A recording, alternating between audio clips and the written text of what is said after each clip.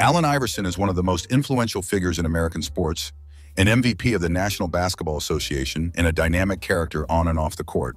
But with this came its fair share of problems. The NBA was a completely different league when comparing the days of Allen Iverson to today's NBA, and this caused friction in how the NBA viewed Iverson as an asset in the NBA. From the commissioner at the time, the late great David Stern, to the wider NBA media, Allen Iverson was a major topic of conversation. From the way he dressed, to the way he spoke, to his tattoos and the way he approached the game, Allen was a point of discussion. Funny enough, the individualism that Allen displayed in the late 90s and early 2000s is what is praised in today's game, and in fact, fans wished more players were themselves on and off the court. The climate of the league was completely different back then, and at times it felt like Allen Iverson versus the NBA. But first, let's look into the direction the NBA was heading into when Iverson got drafted in 1996. The dominance and marketability of Michael Jordan and the Chicago Bulls during the earlier parts of the 1990s expanded the NBA into a different stratosphere in terms of mainstream appeal and growing the game outside of America. The NBA, prior to the days of Magic Johnson and Larry Bird,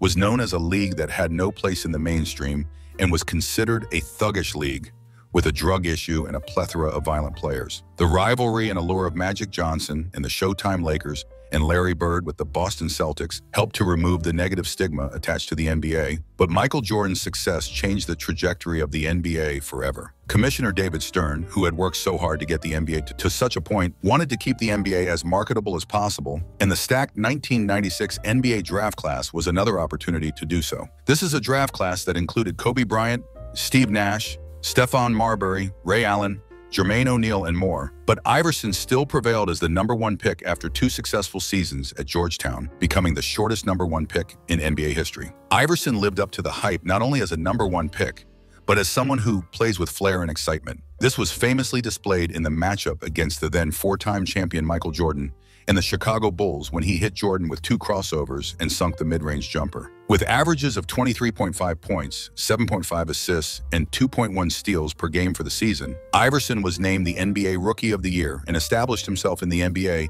as a player that has influence on the game of basketball. Iverson's play on the court was never a problem for the NBA. What they did have a problem with was his image. If the NBA was trying to cater more to middle America, AI served as the antithesis of this ideal. Allen Iverson was not only a product of his community like we all are, but he was never going to let anybody stop him from being himself. Whilst other players changed their images to fit the cultural norms and the quote-unquote professionalism that the NBA wished to enact, Iverson's cornrows became a staple of his image and bred the iconic video of his mother braiding his hair in the middle of the game. He also had tattoos blasted all over his body and hip-hop influenced style, which were both seen as highly unprofessional at the time. It is often noted that AI's influence on fashion and style across the NBA is the key contributor as to why David Stern enforced a dress code to begin the 2005 NBA season. The dress code stated that all players must dress in business or conservative attire while arriving and departing during a scheduled game, on the bench while injured,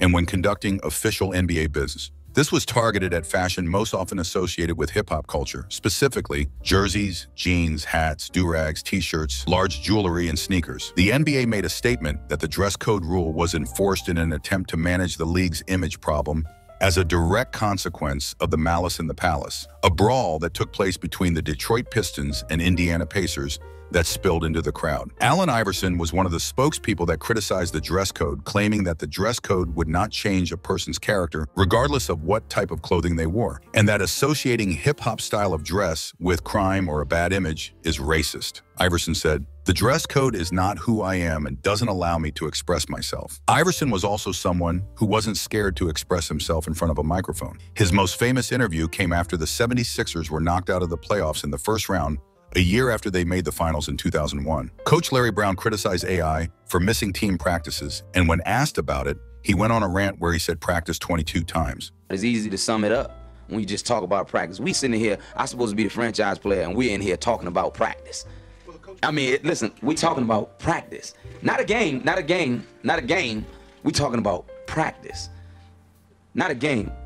Not the game that I go out there and die for and play every game like it's my last. Not the game. We're talking about practice, man. I mean, how silly is that, man? We're talking about practice. I know I'm supposed to be there. I know I'm supposed to lead by example. I know that. And I'm not shoving it aside, you know, like it don't mean anything. I know it's important. I do. I honestly do. But we talking about practice, man. What are we talking about? Practice? We're talking about practice, man. We're talking about practice. We're talking about practice. We ain't talking about the game. We're talking about practice, man. When you come in the arena and you see me play, don't you? You see me give everything I got, right? But we talking about practice right now. We're talking about practice. Man, look, I hear you. It's funny to me too. I mean, it's strange to me too. But we talking about practice, man. We're not even talking about the game, the actual game, when it matters. We're talking about practice. Although this part of the interview was the part that was clipped and placed on sports networks and reached virality even in the early 2000s, the full interview and the context behind the rant had a lot more depth to it. The other part few remember from the rant was the lingering wound Iverson still suffered from the death of his best friend. Rahsaan Langford was shot and killed 7 months earlier, an event with which Iverson struggled to cope with throughout the 2002 NBA season. And just days before his interview, the murder trial for the man accused of killing Langford began. AI believed that the NBA and the wider media never treated him like the superstar and MVP that he was, which is why he never called himself a franchise player. But to look at the whole picture, you must acknowledge that Allen Iverson was not totally absent of fault. He went through his fair share of problems that caused him to be less favored in executive NBA spaces. AI had a number of legal problems plague his career, the first being the arrest in the 1997 offseason when he was arrested for carrying a concealed weapon and for possession of marijuana. In 2004, Iverson was kicked out of a casino for urinating in a trash can, and in 2000, he had 2 separate incidents of alleged assault at a casino in Atlantic City and a nightclub in Washington, D.C. A player with such stardom in the league is the opposite of what Commissioner David Stern expects in order to grow the league. So the rules put in place and the narrative surrounding Iverson may have been to forestall such behavior. Looking back at the legacy of Allen Iverson as a player in the NBA, his legendary status has aged gracefully with time. Starting with the way he played the game, the crossovers and crafty finishes over and around bigger defenders is how every top point guard plays in the NBA to a certain extent. You can clearly see his imprint on the game on players such as Steph Curry and Kyrie Irving, as he brought an element of street ball to the NBA. Many crown him with the title of transforming the culture of the NBA and American sports, with being able to express yourself and your culture through hair and style. The marriage of rap music with basketball, which was once considered unprofessional, is now considered a norm in the NBA, with many league campaigns now involving rappers or rap music. Allen Iverson's pregame outfits were once considered excessive and are now a point of contention for big global fashion brands. In summary, a lot of things that Iverson was shunned for back in his playing days are now celebrated today. Not to mention that the things about Allen Iverson that people wanted to strip away were usually heavily associated with Black American culture. The racial undertones in the dress code rule in particular was swept under the rug after the current commissioner, Adam Silver, relaxed the dress code in 2014. Allen Iverson's legacy will always be a favorable one. He's one of the most iconic sports figures in history, with an MVP and multiple scoring titles as someone who has changed the NBA forever.